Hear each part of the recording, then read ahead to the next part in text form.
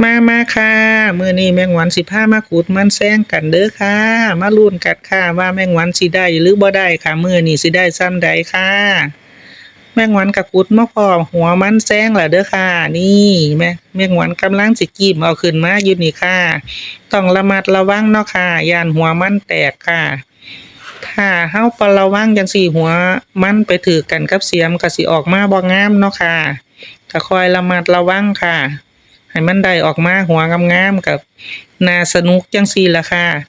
นี่ล่ะค่ะนายมันแซงก็สิอยู่ลักษณะนี้คือแมงวันจับบางหันนี่ค่ะเห็นบ่สีแกแดอยู่นั่นค่ะมองแมงวันจับนี่มองนี่ค่ะขุดตามนายนั่นไปหรือว่ารากนั่นล่ะค่ะรากมันแซงแล้วก็สิไปลงหัวคือแมงวันจับขึ้นมาบางหันนี่ค่ะขุดตามอีกก็สิไปได้หัวแบบนี้ค่ะขุดตามไปเรื่อยๆค่ะก็บางหม้องก็อยู่2-3หัวบางหม้องก็อยู่หัวเดียวเนาะค่ะแล้วแต่ดวงเนาะค่ะนี่เห็นบ่ค่ะแมงวันก็ได้2หัว3หัวอยู่หม้องเดียวขุดมันมาโดนแล้วค่ะหลายชั่วโมงแล้วค่ะก็เมื่อยก็พากันมานั่งพักผ่อนอยู่ในร่มค่ะพู้นค่ะทีมงานแมงวันพอแต่เห็นแมงวันยกโทรศัพท์ขึ้นสิถ่ายรูปเนาะค่ะก็ยกขึ้นอ้างแมงวันแกแดค่ะ ว่ากับของได้หัวใหญ่จังซี่ล่ะค่ะขึ้นยกขึ้นอ้างแมงวันก็พูดคุยหยอกล้อกันอยู่ในร่มเนาะค่ะนั่งพักผ่อนในร่มจังซี้ก็เว้าคุยหยอกล้อเว้าให้กันฟังว่าหม้องหั้นหัวใหญ่หม้องนี้หัวน้อยค่ะก็เว้ากันไปก็พู้นค่ะยังยกให้แมงวันเบิ่งอยู่ค่ะถุงนี้ถุงบรรจุได้10กิโลแต่ว่าเพิ่นขุดได้5กิโลเพิ่นก็ยกอ้างแมงวันค่ะ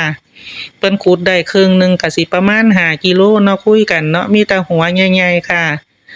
มื้อหนึ่งก็อยู่วนเวียนอยู่ส่ำนี้แหละค่ะพวกแมงวันก็ได้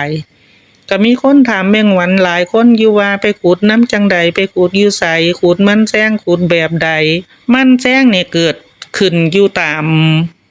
น้ำตะฟังยังหรือว่าตะลิงยังเนาะค่ะตะลิงห้วยตะลิงยังลำน้ำยังจังซี้แหมค่ะบ้านแมงวันเอิ้นลำน้ำยังเนาะค่ะ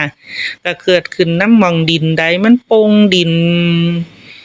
ยื่นออกไปจากลำน้ำจังซี้แหมค่ะลำน้ำยังดินมันยื่นออกไปแล้วเป็น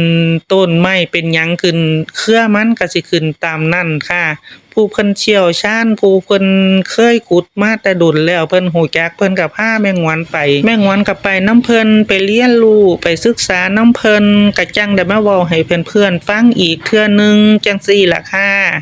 ก็ขอบคุณเพื่อนๆหลายๆเด้อค่ะที่เข้ามารับชมรับฟังให้แม่งวนจนจบเพื่อว่าสิเป็นกำลังใจให้แม่งวนได้สร้างคลิปดีๆออกมาให้ชมอีกเที่ยหนึ่งเนาะค่ะขอบคุณค่ะ